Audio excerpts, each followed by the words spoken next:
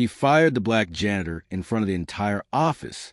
But seconds later, she walked over to a vault no one else could open, and what happened next shook the company to its core. This is not just a story of revenge. It's a story of truth, power, and a secret that changed everything. He fired the black janitor in front of everyone. Seconds later, she unlocked the vault no one else could. The conference room was cold. Sterile white lights buzzed overhead. Glass walls offered no privacy, only reflection. A dozen executives sat in silence. Steam rose from untouched coffee mugs. Then came the sharp echo of leather shoes. Mr. Carver entered, tall, tense, his jaw clenched tighter than the knot in his tie. Behind him, she followed, Miss Lila James, black janitor, gray jumpsuit, late 50s. She pushed her cart quietly, eyes low, shoulders steady. The room stiffened. He turned to her, loud and cold. "You are done here, Lila." No warning, no reason. His voice bounced off the glass. Sharp, final. Every eye turned to her, some shocked, most silent. She said nothing, not at first. Her hand paused on the mop handle. Then slowly she stood straight. Her back no longer bowed. She looked at him, direct, clear. Her voice was low but firm. "I understand." She did not flinch. She reached into her pocket, pulled out a thin, tarnished key. No one breathed. She walked past him, past the stunned executives. Her boots echoed down the hall. Click, click, click. She stopped at the vault, the one no one could open. Heavy steel. No keypad. No code. Only a keyhole. Everyone had tried. Tech teams. Locksmiths. Even military consultants. Nothing worked. Until now. She slid the key in. A deep metallic thunk. The sound was final.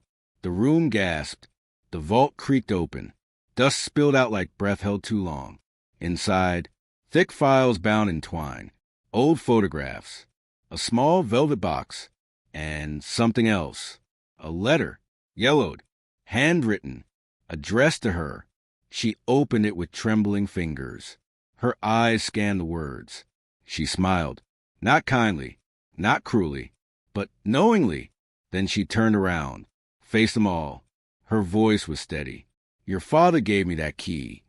Gasps rippled again. "He trusted me." She held up the letter. "In ways, he never trusted any of you."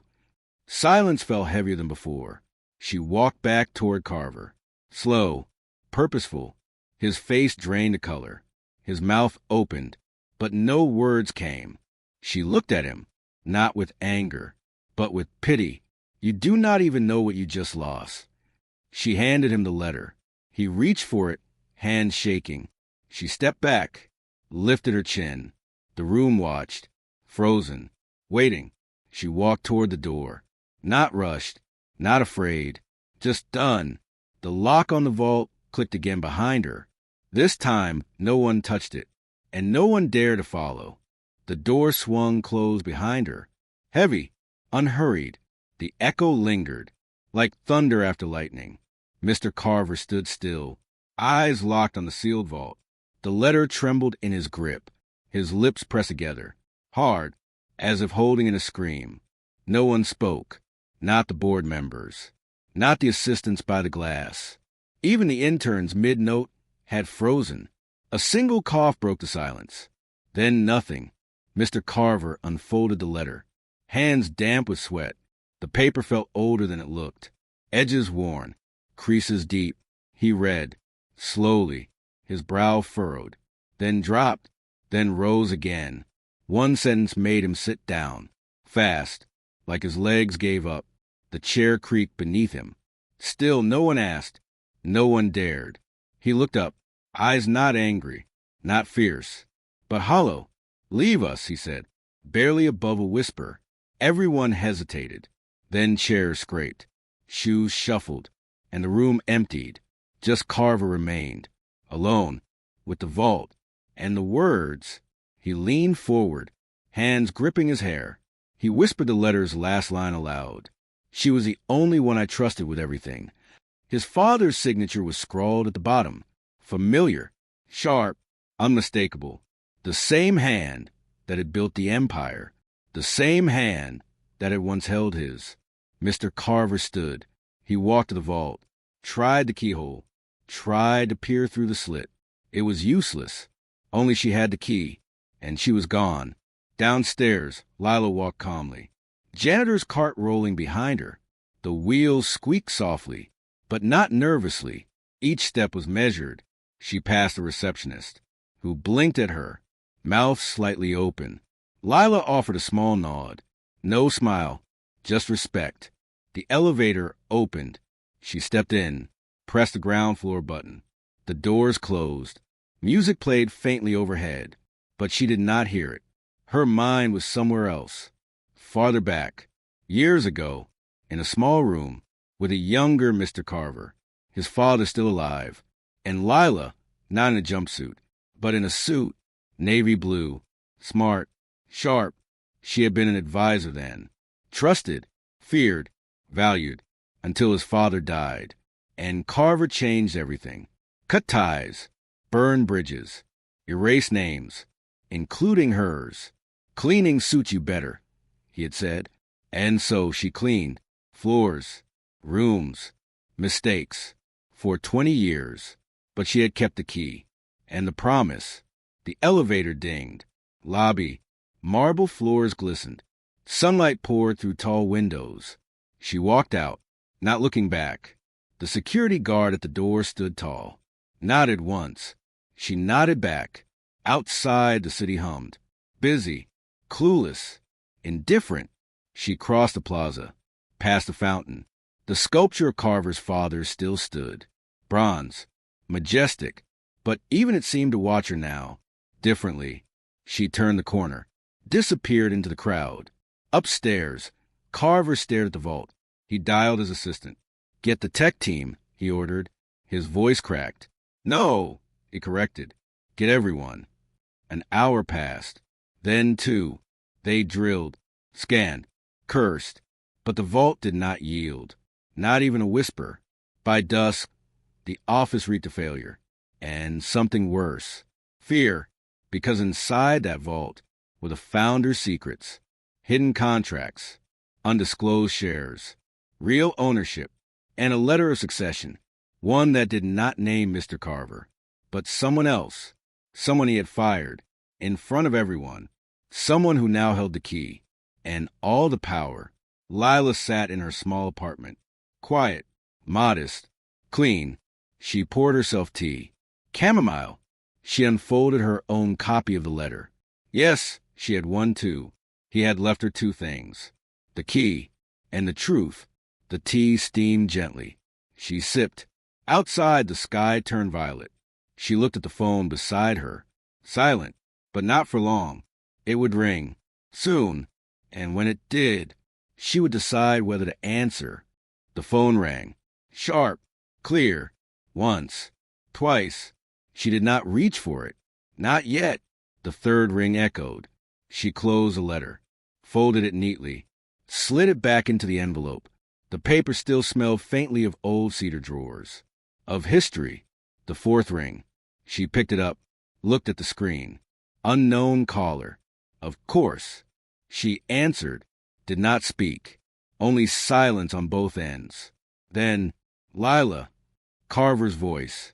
Strained. Small. "I need to talk to you." She said nothing. "You know what is in that vault." Still nothing. "I was wrong." He waited. "Lila, please." A pause. "I did not know." Her voice came calm. Measured. "You never asked." He exhaled hard. "I will make it right."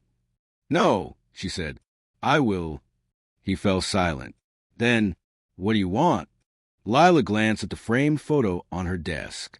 Her and his father, standing in front of the very building he now ruled. She smiled softly. "I want you to understand," she said. "Power is not inherited. It is entrusted." The line crackled. "I need what is inside that vault," he said. "I know." Silence again. Then quietly, "I am scared." She nodded to herself. "I know that too." The call ended. No goodbye. Just a click. Across town, Carver sat alone. The board had demanded answers. He gave none. Not yet. He walked into his father's old office. Dark oak walls. Leather-bound books untouched for decades. A fireplace no one used. He sat in the high-back chair. Ran his fingers across the desk. There, in the bottom drawer, a second envelope. Unsealed. Unopened. He had never noticed it before. His hands trembled as he pulled it out. The handwriting. His father's again. To the one who thinks they own the building. He read, line by line, and as he read, his throat closed, his eyes burned. At the end, only one name appeared. Not his. Lila James. Executor. Successor. Warden of Legacy. He leaned back. The leather creaked. Suddenly too tight. Too small. He was drowning in shadows that never left the room. Across the city, Lila placed the phone back on the receiver. She stood. Opened her closet. Inside hung her navy blue suit. Clean. Pressed. Waiting. She pulled it out. Laid it on the bed. Her hand brushed the lapel. Memories pulsed under her skin. Boardrooms. Decisions. Late-night calls with the founder. She sat on the bed's edge. Looked out the window. The city still roared below. Unaware. Unchanged. But she had changed. And now, the city would too. Another ring. This time her personal cell. This number only few had. She answered. Miss James, a voice said, polished, precise. From the legal department. We received the founder's will. Her eyes narrowed. Yes. You're a name-controlling trustee. Pause. Effective immediately. She breathed in. Deep. Full. She thanked the caller. Hung up. Pulled the curtain aside. The skyline stared back. Steel. Glass. Old money. It was time.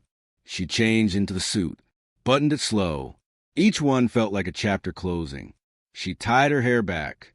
Slick. Professional. Authoritative. She slipped the vault key into her pocket. Then a second key. Smaller. Brass. For the founder's office. She walked out the door. Into the hallway. Neighbors nodded. She nodded back. Down the stairs. Not the elevator. She wanted to feel every step. Each one marked with memory. Outside, a car waited. Black. Unmarked. The driver stepped out. Held the door open. She got in. No words exchanged. He drove. The skyline drew closer. Her building, once his, rose in view. The entrance buzzed with security. They saw her. Paused. Then stepped aside. Word had spread. She stepped through the glass doors. This time not as a janitor, but as its owner. Elevator up. Floor by floor. She passed familiar offices. Desks she had once dusted. Now hers to command. The top floor opened. Executives stood waiting. Confused. Nervous. A few ashamed. She walked through them. Past the boardroom. To the vault. She stopped. Turned to them. I will open this once. No one moved. She turned the key. The vault side open. The air inside was cool. Still. She stepped in. Pulled out the documents. Turned to face them. This is not a company, she said. It is a legacy. And you have forgotten who built it. No one dared speak. She laid the documents on the conference table. Shareholders' agreements. Founding contracts. Proof of who truly held power. Then she turned to Carver, who stood in the back. Pale. Deflated. He looked like a boy in a suit too big. She walked to him. Handed him one sheet. A resignation form. Already signed. By him. Years ago. Drafted by his father. Dated. Sealed. Waiting for her to use. His lips parted. No words. Only breath. She turned back to the board. I will not lead with ego. I will lead with purpose. And memory. Because I remember everything he taught me. She sat at the head of the table. Not just because she earned it, but because it was always hers. And this time, no one would take it away. They watched her sit. The chair once carved for giants. It fit her perfectly, as if it had waited for her all along. Lila placed her hands on the table. Calm, steady, her fingers brushed the edge, though it still bore the scratch from where the founder had once slammed his ring. She remembered. She remembered everything. Around her, the board members remained standing, uncertain, eyes flickering between her and Carver. He stood motionless, shoulders low, face drained. She glanced at him, not with vengeance, but with finality. "Sit, Mr. Carver," she said, her voice quiet, but it filled the room. He hesitated, then slowly sank into a chair. Not at the head, not even near it, down at the end, where new hires sat before they proved themselves. She turned to the board. "I know what you are thinking," she said, "that this is revenge." A pause. "It is not. It is restoration." No one replied. No one dared. The air in the room grew thick, heavy with history, with reckoning. She opened the folder before her, pulled out the first document. "This company," she said, "was built on promises. To communities, to workers, to integrity." She looked up. "I watched those promises rot, and I stayed silent. Too long. But silence is not loyalty, and I owe him better than that." Carver shifted in his seat. Lila looked directly at him. My demotion was personal, not professional, and everyone here knew it. One of the board members opened his mouth, closed it. She continued, "I cleaned the messes you all made, literally, figuratively, for 20 years. And not one of you asked why someone with 2 degrees from Wharton was pushing a mop." A rustle of discomfort spread through the room. Lila leaned back slightly, let the weight of her words settle. Then, softly, "But I did not disappear. I watched. I waited. And now," she reached into the vault again, pulled out a letter ledger, handwritten. She laid it open. "Your deals, your side arrangements, your stock dumps before earnings calls." Gasps, eyes widened. This book does not forget. She turned to page 27. "Mr. Langston," she said, eyes on the CFO, "you sold company property to a shell firm you own in the Caymans." He went pale. "This is your signature." She pointed. "You used the founder's initials as your code. You thought no one noticed." "I noticed." She turned again. "Miss Feldman." The head of HR looked away. "You buried harassment complaints from 5 departments. Transferred the victims. Promoted the offenders." A murmur stirred. Tense. Sharp. Lila closed the book. "I am not here to embarrass you. I am here to remind you. This company once meant something. It still can." She stood, walked to the window. City lights twinkled below. Cars moved like nervous electrons. People living stories none of them would ever hear. She spoke without turning. "You will return what you stole. You will apologize to those you harmed. You will rebuild what you broke." Silence behind her, unmoving.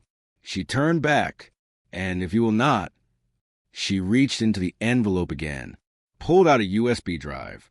"Laid out here," she said, "is a digital copy of everything, ready for federal review." No one spoke. Then Carver, soft, cracked. "What do you want from me?" She looked at him for a long moment. "Nothing," she said. "Not anymore. But you owe them, the workers, the shareholders, the founder, and you will pay it back." He nodded. Once. A twitch, really. The beginning of understanding. Or fear. She walked to the door. The board stood as she passed. Not out of habit, but reverence. She paused before stepping out. One last look back. At the vault. At the table. At the men and women who had once watched her sweep the floor. Now frozen. Speechless. Redefined. She said only one thing. "See you Monday." Then left. The hallway was quiet. She moved like she belonged. Because she did. Receptionist stood as she passed. Nodded. Smiled. Even the security guard at the elevator straightened his spine. She stepped in. Presto. The doors closed. The music overhead was the same, but it felt different. A coronation. Outside the city waited. Same streets. Same noise. But something unseen had shifted. The building stood tall behind her. Not Carver's. Not the boards. Hers. For real. For good. She disappeared into the evening crowd. Not as a janitor. Not as a ghost. But as the woman with the key. And the memory. And the will. To build it all back again. The sidewalk pulsed with footsteps. Rushed. Careless. But Lila's stride remained even. Measured. People passed her, unaware. No one knew what she carried. Or what she had just done. A woman with a tote bag brushed past. A man argued into his phone. 2 teenagers laughed near a food cart. Life continued. But something invisible had shifted. She felt it in her bones. In her breath. In the weight that had lifted from her shoulders. 20 years of silence. Gone. Not erased. But transformed. She crossed the street. A yellow cab honked. She barely flinched. Not tonight. Her apartment loomed ahead. Small brick building. Worn steps. A crooked mailbox with her name still faded on the front. L. James. She unlocked the door. Stepped inside. The hallway smelled of dust and cooking oil. Home. She climbed the stairs. 1 flight. 2. The 3rd creaked beneath her step. As always, her keys jingled softly. The lock turned. She entered. Flicked on the light. The soft glow warmed the narrow space. She dropped her coat on the chair. Toed off her shoes. And sat. Just sat. No phone. No noise. Only breath. She looked around. This place had kept her safe. Hidden. Patient. But she would not hide anymore. She rose. Opened the closet. Pulled out the file box labeled Legacy. Inside, letters. Photos. Blueprints. Notes handwritten on napkins from late-night meetings. Memories. Proof. She took out 1 photo. Her. The founder. Young. Brilliant. Their hands ink-stained from writing long into the night. She touched the edge of the picture. I kept it, she whispered. As I promised. A knock on her door. 3 short taps. She stood, walked quietly, peered through the peephole. It was Marcus, the founder's grandson, 28, wide-eyed, earnest. He looked nervous. She opened the door. He smiled uncertain. Miss James, he said. I heard what happened. She stepped aside. Let him in. He looked around the apartment, as if absorbing her world. I never knew, he said. I should have asked. She nodded. You were a child. Now you are not. He sat across from her, hands folded tight. My grandfather, he left me nothing. He left you everything. She corrected him gently. No, she said. He left you the chance to learn. He looked down. I want to earn it. She studied him. The eyes were familiar. Same sharp focus. Same quiet fire. She handed him a folder. Inside, her notes. Plans for restructuring. Employee wellness programs. Scholarship funds for staff children. Blueprints for change. He flipped through it, eyes widening. This is incredible. She poured tea, set a cup in front of him. You have a lot to learn, she said, and I will not spoon-feed you. He nodded. I do not want that. She sipped her tea. So you want in? He nodded again. Yes. Then be ready for work, for truth, for pushback. He smiled nervous. From you? She smiled back. From the world. She stood, walked to her bookshelf, pulled down a hardcover journal. Its cover cracked, worn from years of turning. Your grandfather's first company logbook. She handed it to him. He took it carefully, like it might crumble in his hands. Read it. All of it. He nodded again. Then he rose, paused at the door. Miss James? Yes. Why did you stay? She paused, long, measured, because someone had to remember, and protect the truth until the right hands were ready. He left quietly. She stood by the window, watched him disappear into the street below. Stars dotted the sky. The city pulsed with secrets. But some secrets had been returned, revealed, not for revenge, but for healing. She turned back to her apartment, to the stacks of old documents. Each one a thread in the tapestry she now mended. Tomorrow would be busy. Lawyers to meet, departments to audit, people to rehire, names to restore. She opened her notebook, wrote a single line at the top of the page. Day 1, then underneath it. This time, we build it right. The pen hovered, paused, then continued. No lies, no silence, only truth. The night grew deeper, but she was not tired. For the first time in years, she was wide awake. Across the city, in glass towers, phones rang. Voicemails piled up. Messages marked urgent blinked on screens. But Lila was not checking them. Not tonight. She had remembered. She had rebuilt. And now, she would lead, not from power, not from anger, but from purpose and history and truth. The city did not know it yet, but the janitor had become the architect of something new, something just, something unstoppable. Morning came with a quiet intensity. The sun stretched over the city like a slow, golden wave. It slid down glass towers, splashed against steel and stone, woke up boardrooms and bus stops. But Lila was already awake. She had not slept, not out of restlessness, out of purpose. She had reviewed every document, every name, every note she had taken over the years. She had watched this company crumble from within. Now she would rebuild it, one truth at a time. She dressed in the same navy blue suit, pressed, timeless. She pinned her founder's lapel badge to her collar, a simple silver J, given to her on the night they signed the charter. She walked out the door, steady, unshaken. The city greeted her with the usual noise. Buses roared, pedestrians hurried, cabbies cursed, but it all moved around her.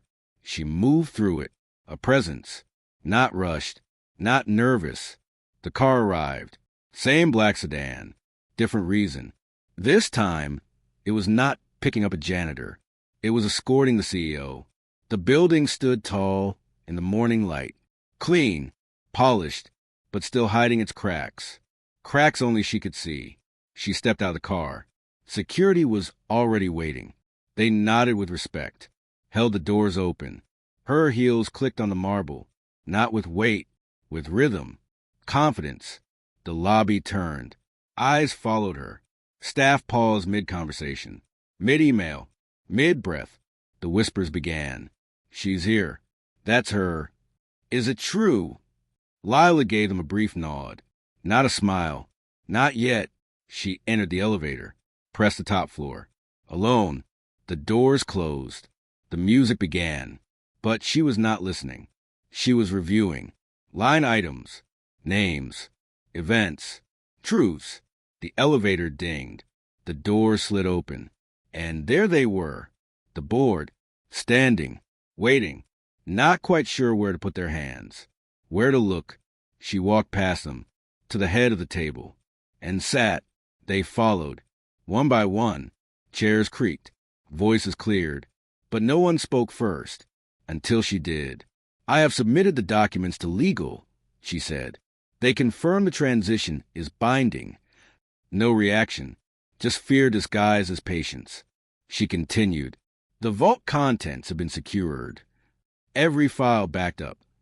Every detail cataloged. A rustle at the end of the table. Langston shifted. Feldman adjusted her collar. Carver sat low, staring at his hands. Lila looked at each of them in turn. You have two choices, she said. Align with this company's true mission, or step down. No threat, no venom, just clarity. A younger board member raised her hand. Timid, eyes wide. Yes, Miss Patel? The woman swallowed. Why now?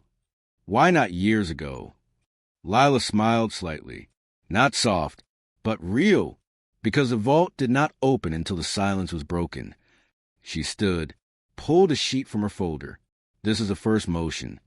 To audit our supply chains. No more sweatshops. No more buried reports. Murmurs again. She held up a second. Motion 2, profit sharing for all employees, down to custodial. The irony was not lost. Eyes flicked around the room. Uneasy, worried, but some nodded, slowly. Curious. Another paper. Motion 3, whistleblower protection. Real protection. She placed the documents in front of each member. Votes. Hands rose. 1. Then another. Then 5. Then all. Even Carver's. She did not smile. She only nodded. The record was clear. Change had begun. She motioned for the assistant waiting by the door. Call legal, she said, and bring in the union reps. The assistant blinked. Yes, ma'am. Ma'am. Not Miss James. Not Lila. A title. Earned. Downstairs, word spread. Quickly. Lila James had taken the reins. Not temporarily. Not quietly. But fully. Staff began to gather near the monitors, watching as the top floor buzzed with realignment.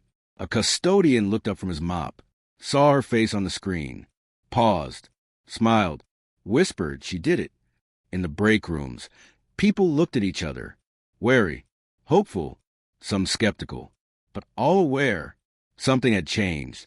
By noon, she had met with the heads of every department, set new expectations. No more corners cut. No more fake ethics training. No more dismissing voices. She walked them through the new structure. Each department would report transparently. Budgets visible. Salaries standardized. Titles redefined.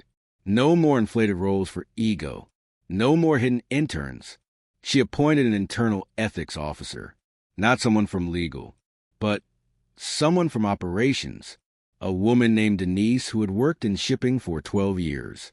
Known, respected. Lila gave her the badge personally. By 2 p.m., she had lunch with the cafeteria staff. Not a symbolic gesture, a conversation. She asked their names, their concerns, what they needed, and she wrote it down, every word. By 3 p.m., Marcus returned, notebook full, eyes bright. He handed her a sheet. His first proposal, an innovation grant for employee projects. She read it, line by line, marked it with a pen. Rewrite section 3, she said, but it is a good start. He beamed. I want to learn the way he taught you. She looked at him. No, she said, you will learn the way I teach you. That evening, the sun dipped again, painted the windows with orange and fire. Lila stood at the corner office window. Same view. Different meaning. Behind her, the building hummed, not with fear, but energy, possibility. A knock at the door. The janitorial lead peeked in. Miss James? Yes. He stepped in, held out an envelope. From the staff, she opened it. Inside, a single card, handwritten. Thank you. Below it, dozens of signatures. Mops, mailroom, security. Reception, the backbone of the company. She held the card to her chest. Closed her eyes. She was not alone anymore. Not forgotten. Not silent. She had the key. To the vault. To the truth. To the future. And she would never let it be locked again. She placed the card gently on her desk, right beside the vault key, and the founder's badge. She ran her fingers over the names, each one written with care. Some shaky. Some bold, all real, all hers. These were not signatures of power. They were signatures of gratitude and trust. She stood for a moment, just looking, letting the weight of it settle, not as a burden, but as a banner, a reason. The intercom buzzed. Her assistant's voice came through. Miss James, your 6 p.m. call with the Community Foundation is ready. She pressed a button, put it through. The screen on her desk blinked, then came to life. Faces appeared, activists, local leaders, nonprofit organizers. They looked uncertain at first. One woman leaned forward. You asked for this meeting? Lila nodded. I did, because our company used to give back. And then it stopped. The faces shifted. Curious now. One man adjusted his glasses. What are you offering? She smiled. Partnership. Funding, resources, a seat at the table. A younger voice jumped in. "We've heard that before." Lila held up the ledger. "This is what we did." She tapped the thick pages. "And this is what we will undo." The call lasted 45 minutes. By the end, their faces had changed. Walls softened. Eyes warmed. She promised them transparency. A quarterly review with community input. Real data. Real decisions. Made together. When the call ended, the room was quiet again. But not empty.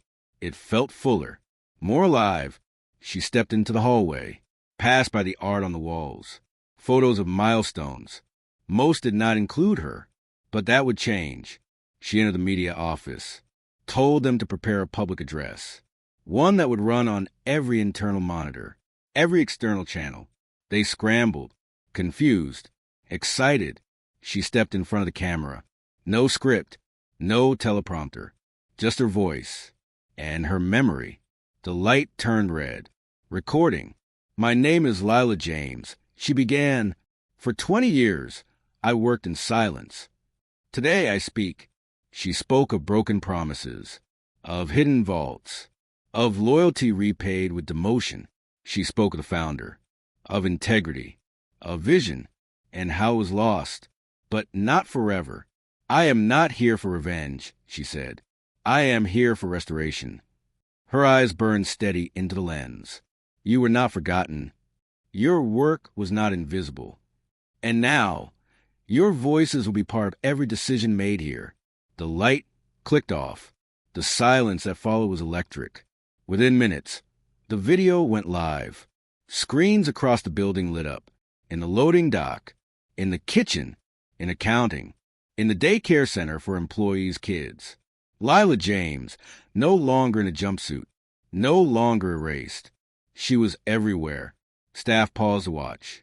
Some teared up, some cheered, some simply nodded, slowly, as if the wind had shifted. By 8 p.m., media outlets were calling. Requests poured in. Interviews, features, profiles. She declined them all. "Let the work speak first," she said. She remained at the office well into the night, going floor by floor. No entourage, no cameras. She spoke to night shift employees, listened to their stories, wrote names down, promised action, and meant it. At 10 p.m., she visited the archives, a forgotten floor, dusty shelves, ancient binders. She pulled one down, labeled Q1 to 1986. Inside, her handwriting, back when she was a founder's assistant. Young, hopeful, unbreakable. She sat cross-legged on the floor, turned the pages, smiled. A voice interrupted her. "I thought I might find you here." It was Carver, suit off, shirt wrinkled, eyes tired. She looked up, said nothing. He stepped closer, held out a file. Resignation. He handed it to her. Sign, not under pressure, but from reflection. "I was angry," he said. "I thought he gave it all to you because he did not believe in me." "He did not," she said. "Not cruel, just true." Carver nodded. "I see that now." He turned to go, paused. "Are you going to destroy me?" She closed the binder, looked up.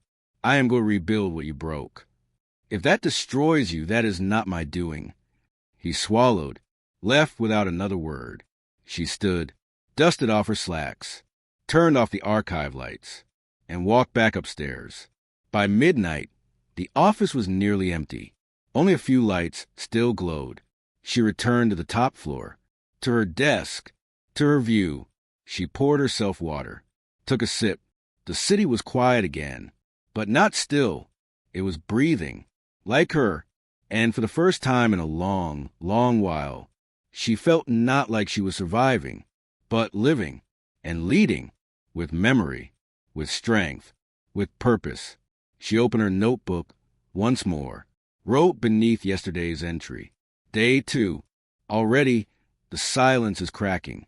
Already, the truth is louder, and I have only just begun. Day 2.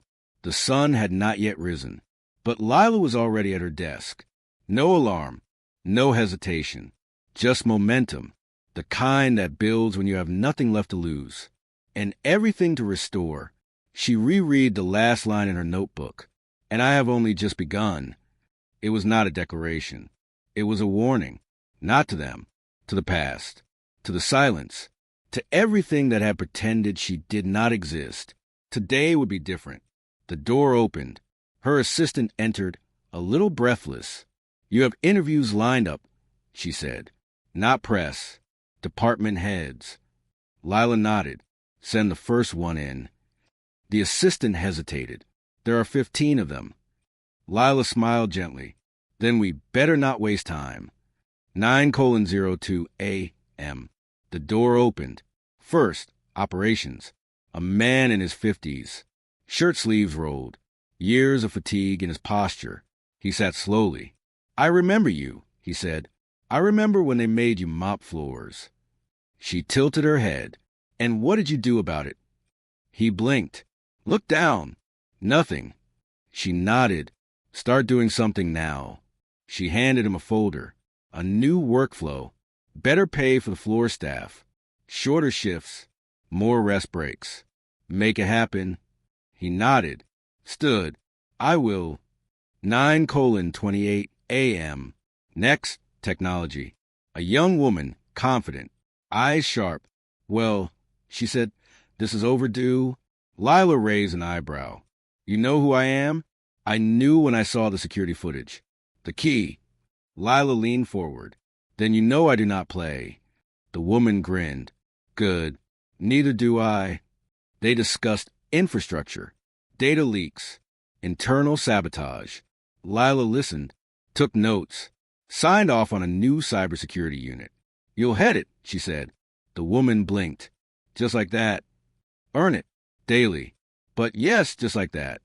10:45 a.m. The education grant coordinator came in, flustered, old spreadsheets in hand. You cut the student programs. Lila held up her hand. I did not. They did. She laid out a budget reallocation. Scholarships reinstated, with a note at the bottom. Applicants may be related to any staff member. The woman's eyes filled. My son was one of the last to get that scholarship, she whispered. And now his daughter will too, Lila said. 11:30 a.m. Marcus returned, 3 proposals in hand. Which do you want me to pitch? He asked. Lila pointed to one. Not pitch. Build. He smiled. She did not. Not for credit. Not for name.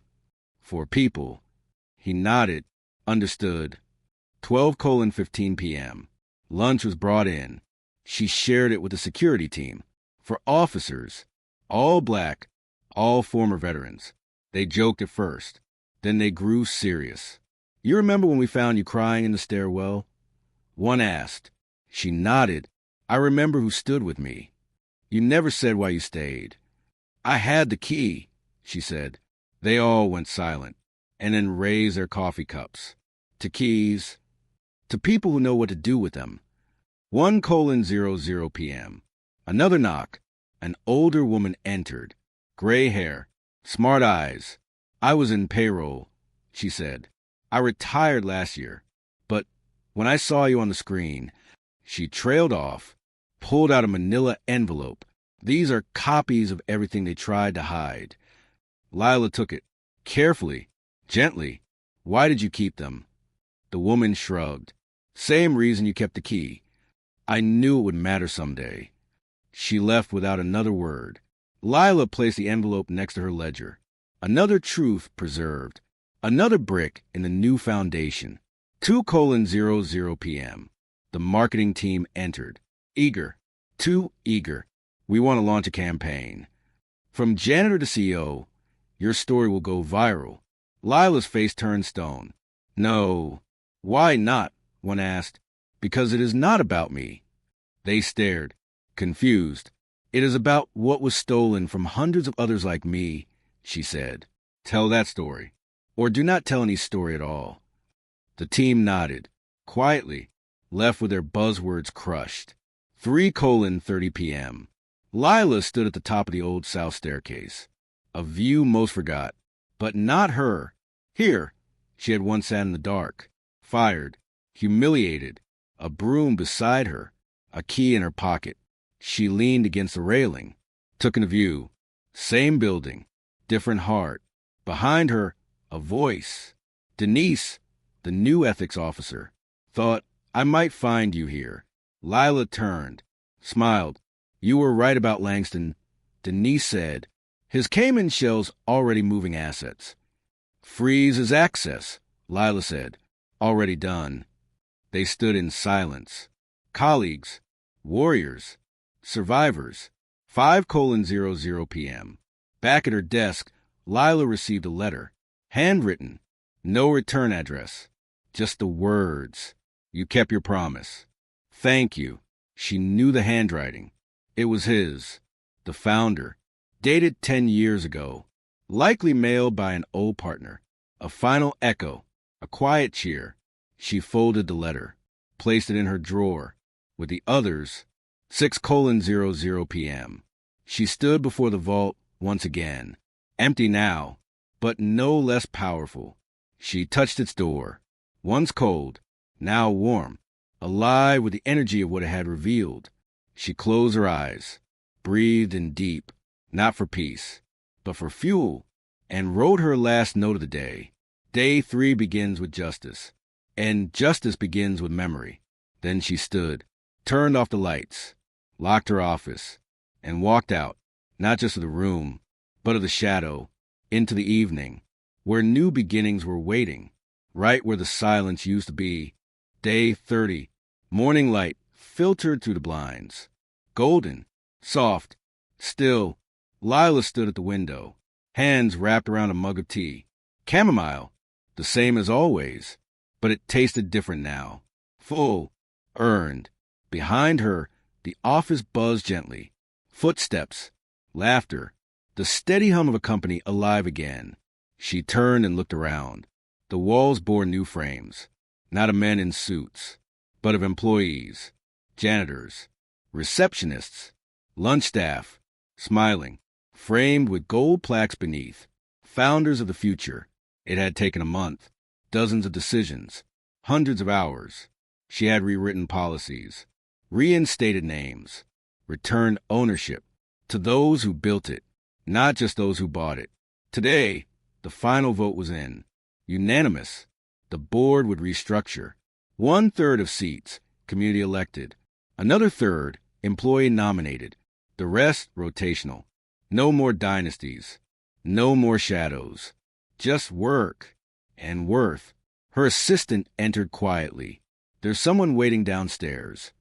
Lila raised an eyebrow. Who? He did not give a name. But he brought this. She handed over an envelope. Thick, heavy. Lila opened it. Inside, an old photo of her and the founder, both laughing, hands covered in paint. The first office, long before titles, before vaults, before walls. On the back, in fading ink, you were always meant to lead. She closed her eyes, let it sit in her palm, like a blessing, like a goodbye. She stood, straightened her coat. Cancel the rest of my meetings, she said. I need to take a walk. She stepped into the elevator, rode it down, past the marble floors, past the glass, into the world. The doors opened, and there he was, not the founder, not Carver, just a young man, tired eyes, dust on his shoes, a name tag, facility support. He looked startled. Sorry, I thought this was reception.